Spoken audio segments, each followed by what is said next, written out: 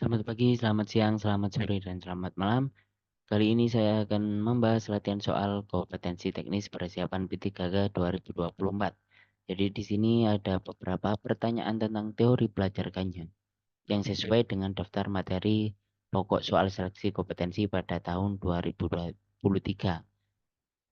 Oke, jadi di sini soalnya sesuai dengan daftar materi yang diberikan pada tahun 2023.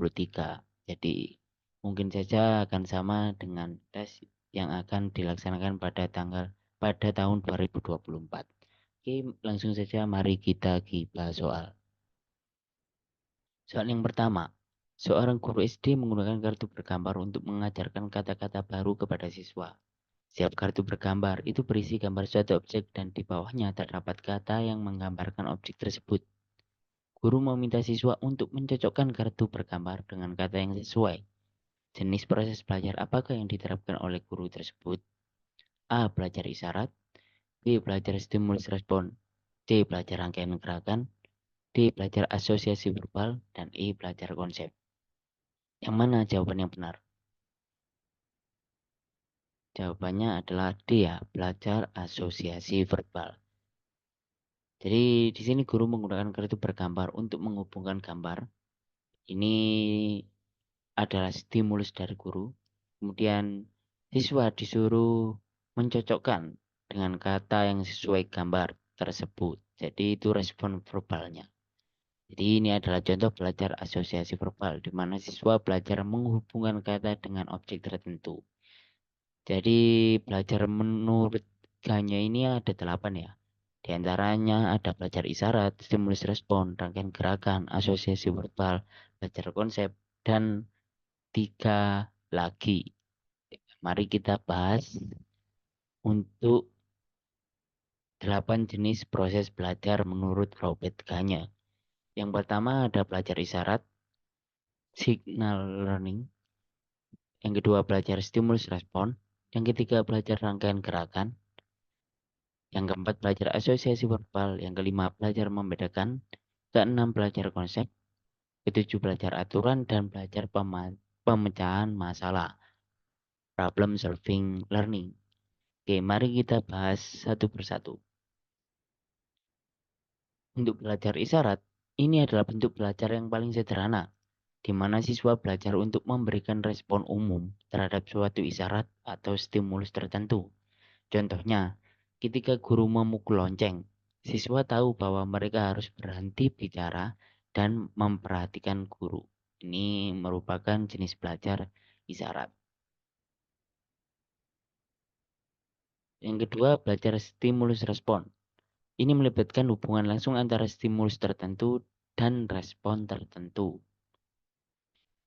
Misalnya, guru mengajarkan bahwa ketika siswa melihat tanda X pada papan tulis, mereka harus duduk tenang dan membuka buku. Jadi di sini stimulusnya itu ketika guru mengajarkan bahwa ketika siswa melihat tanda X, nah, tanda X ini merupakan stimulus yang diberikan. Maka respon siswanya mereka harus duduk tenang dan membuka buku seperti itu. Itu merupakan belajar stimulus respon. Yang ketiga, belajar rangkaian gerakan. Ini melibatkan penghubungan serangkaian tindakan atau langkah-langkah yang membentuk urutan perilaku yang lebih kompleks. Contohnya, mengajar siswa cara mencuci tangan, mulai dari membuka keran, menggosok sabun, menggosok tangan selama 20 detik, dan membilas dengan air. Seperti itu. Ini seperti rangkaian gerakan ini seperti uh, prosedur teks ya. Jadi merupakan belajar tentang langkah-langkah. Seperti itu. Oke, lanjut belajar asosiasi verbal. Asosiasi verbal ini melibatkan belajar yang menghubungkan kata atau frase dengan objek. Seperti pada soal yang pertama tadi ya, tindakan atau konsep tertentu. Jadi belajar ini menghubungkan kata atau frase dengan objek, kemudian dengan tindakan atau dengan konsep tertentu. Misalnya mengajarkan siswa kosakata baru dalam bahasa Inggris dengan mengasosiasikan gambar. Misalnya gambar kucing dengan kata cat. Jadi menghubungkan ya kayak di soal yang pertama tadi misalnya ada gambar seekor kucing, maka kata yang sesuai adalah cat. Jadi siswa disuruh mencocokkan seperti itu, mengasosiasikan. Oke, selanjutnya belajar membedakan. Ini melibatkan belajar untuk membedakan antara dua atau lebih stimulus yang serupa tetapi berbeda. Misalnya, mengajar siswa membedakan antara huruf D dan D dalam alfabet. Seperti itu. Kemudian tentang belajar konsep. Ini melibatkan belajar yang memahami dan mengklasifikasikan informasi berdasarkan konsep atau kategori tertentu. Contohnya mengajar siswa tentang konsep bilangan genap dan ganjil serta bagaimana mengelompokkan angka-angka ke dalam kategori tersebut. Jadi belajar konsep ini lebih model pengklasifikasian ya.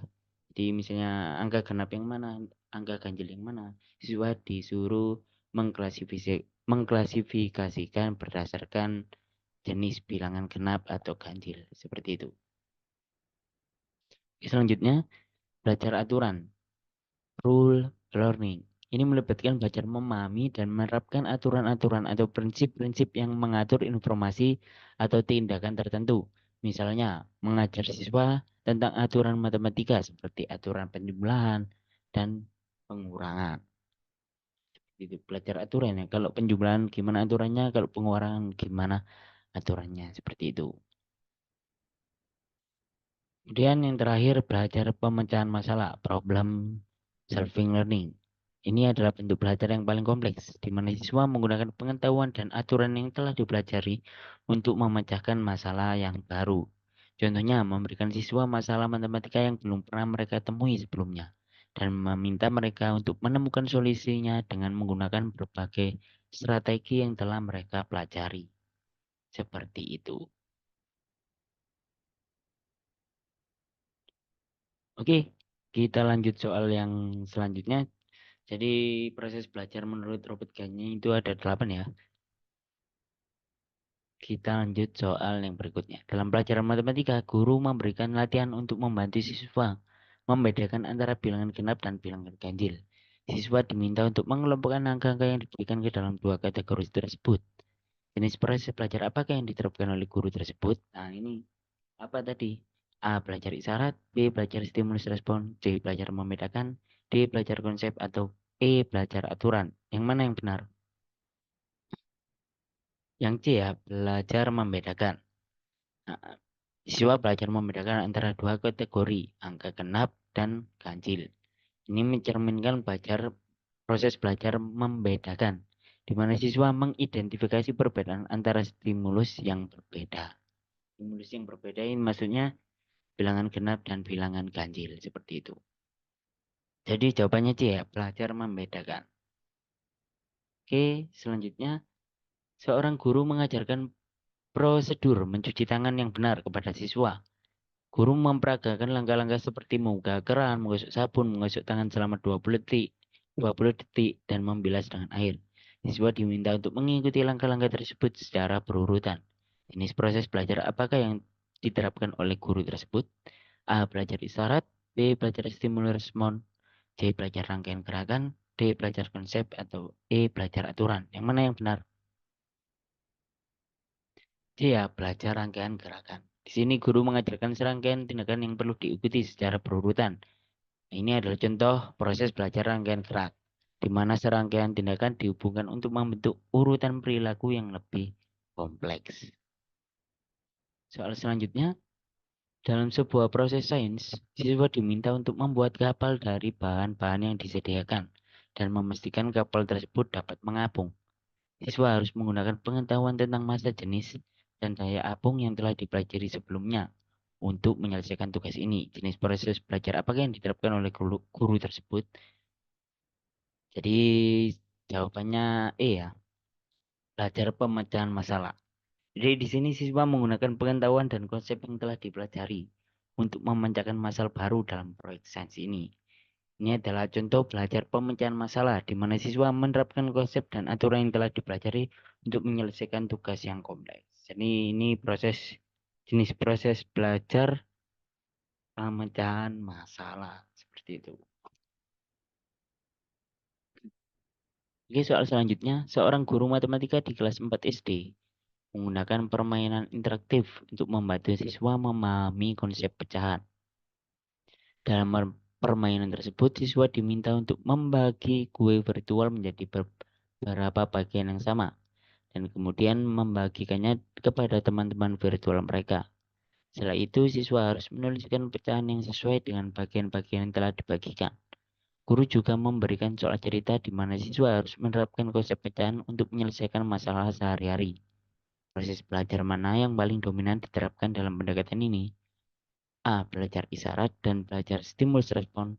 B. Belajar rangkaian gerakan dan belajar konsep. D. Belajar konsep dan belajar aturan.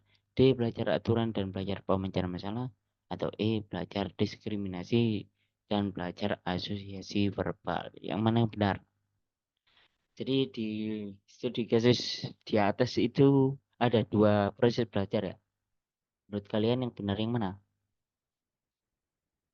Oke, jawabannya D ya. Belajar konsep dan belajar aturan. Guru membantu siswa memahami konsep pecahan melalui permainan interaktif. Itu merupakan contoh dari proses belajar konsep. Dan kemudian meminta siswa menerapkan konsep tersebut di dalam soal cerita. Nah, ini proses belajar aturan. Ini menunjukkan bagaimana siswa belajar mengenali konsep dasar dan kemudian menggunakan aturan yang dipelajari untuk memecahkan masalah. Jadi jawabannya yang C ya.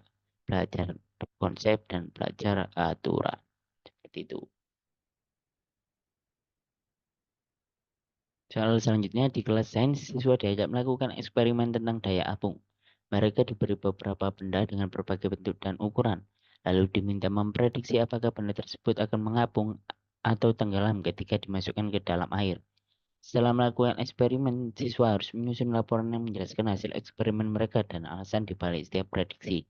Jenis proses belajar apakah yang dominan diterapkan dalam eksperimen ini? A. Belajar isyarat dan belajar stimulus respon. B. Belajar rangkaian gerakan dan belajar konsep. C. Belajar konsep dan belajar aturan. D. Belajar aturan dan belajar pemecahan masalah.